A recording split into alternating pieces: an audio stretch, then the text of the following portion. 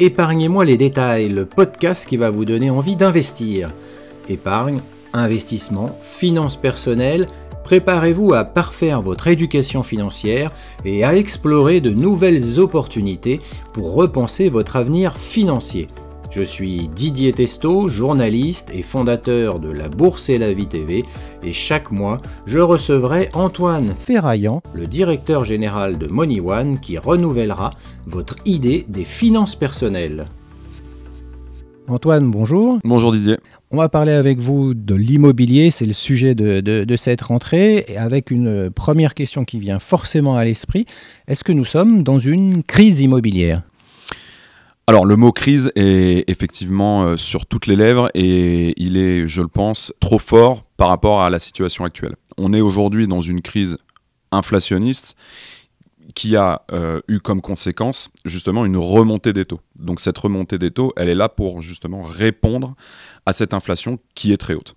Et la remontée des taux a un impact, et non pas seulement sur la classe d'actifs immobilière, mais sur l'ensemble des classes d'actifs. Quand on regarde le marché obligataire aujourd'hui, il y a eu d'ailleurs un très bon exemple la semaine dernière, Fnac et Darty ont émis des nouvelles obligations pour se refinancer. Elles n'ont pas trouvé preneur sur le marché parce que justement, cette hausse des taux est venue, je dirais, écraser la prime de risque, puisque les taux sans risque aujourd'hui rémunèrent 3%.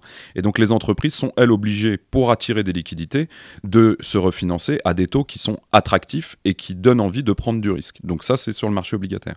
Sur le marché action, on a des marchés actions qui se valorisent, mais un petit peu en trompe-l'œil, parce qu'on a aujourd'hui des entreprises qui sont directement impactées dans leur bilan et donc dans leurs résultats via les bénéfices, parce que le coût du produit fini et surtout de la matière pour le construire est bien plus important qu'auparavant. Donc l'immobilier n'est pas épargné, et cette hausse des taux, parce qu'elle a été violente, et surtout dans un laps de temps très court. L'immobilier, la hausse des taux, si on avait remonté les taux de 0,5% tous les ans pendant 5-6 ans, le marché immobilier aurait été capable d'absorber cette hausse des taux. Sauf que là, on a une remontée de 400 points de base sur 18 mois, et de facto, il y a eu un impact sur la valorisation de la classe d'actifs immobilière. Qu'elle soit, je dirais, d'habitation. Et on le voit bien aujourd'hui, les particuliers ont moins accès au crédit, donc il y a moins de transactions, et donc de facto, ça tire les prix vers le bas. Et encore, ça dépend quels sont les secteurs. Les secteurs qui sont très attractifs continuent à se valoriser. Et bien sur l'immobilier d'entreprise, c'est exactement la même chose. Il y a moins de transactions, donc de facto, ça tire les prix vers le bas. Et il y a des stratégies qui s'en sortent mieux que d'autres avec des localisations et des réponses à des besoins des locataires qui sont aujourd'hui justes et qui permettent à ces actifs de se valoriser.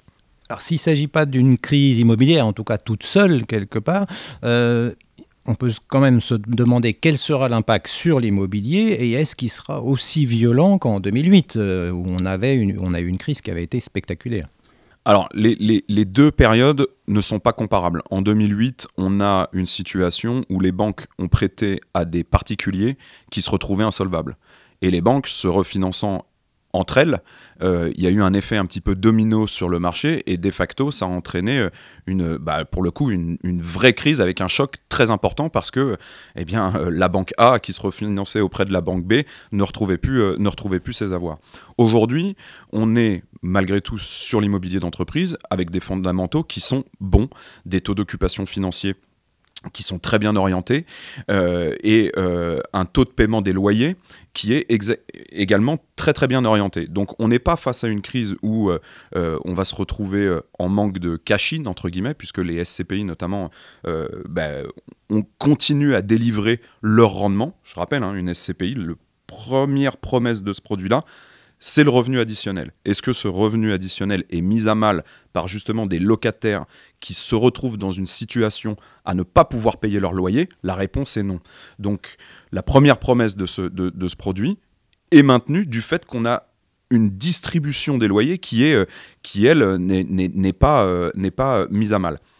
Maintenant, la deuxième question qui est sous-jacente et intrinsèque au produit, c'est que vaut mon actif ? Et là, effectivement, cette hausse des taux a eu un impact sur la valorisation des actifs en tant que tel. On le voit depuis l'été 2023 où certaines sociétés de gestion ont annoncé des baisses au niveau des prix de part parce que justement les actifs étaient surévalués par rapport à un instant T.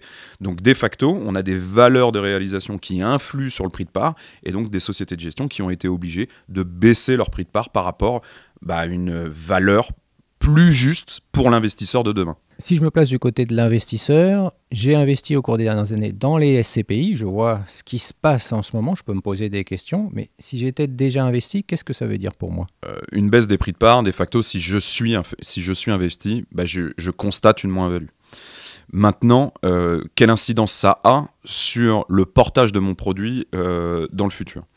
Je le rappelle, baisse des prix de part ne veut pas dire baisse du rendement.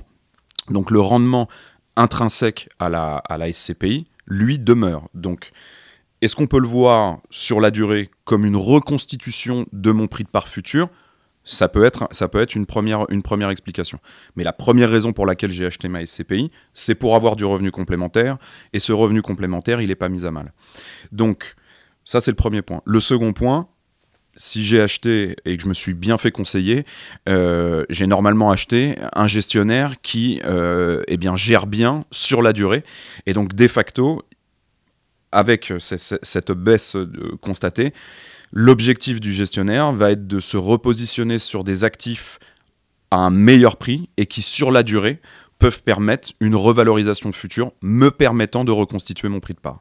Est-ce que la durée conseillée sur le produit qui est de 10 ans va être un petit peu plus longue pour reconstituer ce prix de part ? La réponse est oui. Mais une fois de plus, le rendement de ce produit-là n'est pas mis à mal.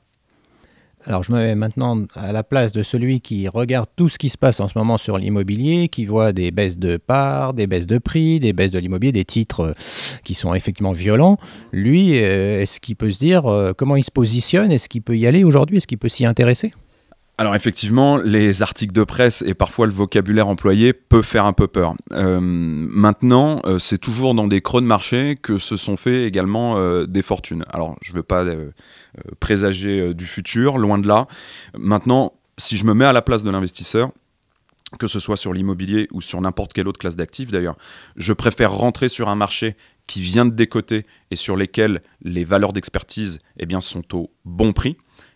Et je vais m'arrêter un peu sur la valeur d'expertise parce que pour expliquer typiquement ce que c'est, l'expert, lui, va donner une valeur qui pense être la valeur réelle du marché. Donc, c'est-à-dire, demain, je suis gestionnaire, je mets en vente mon immeuble, voilà la valeur à laquelle je vais pouvoir le vendre, la valeur juste du marché.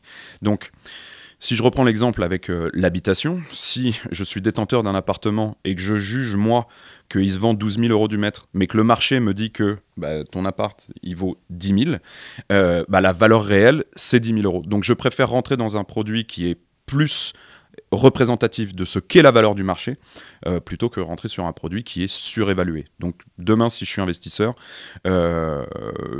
la réponse est que je préfère rentrer sur un produit qui est plus qui est à la valeur du marché. Maintenant, une fois de plus, il faut s'arrêter sur la qualité du gestionnaire. Qu'est-ce qu'il a donné par le passé, même si ça ne présage pas des performances futures, c'est quand même un très bon indicateur sur sa capacité de pouvoir gérer vos actifs dans le temps. Merci Antoine. Merci Didier.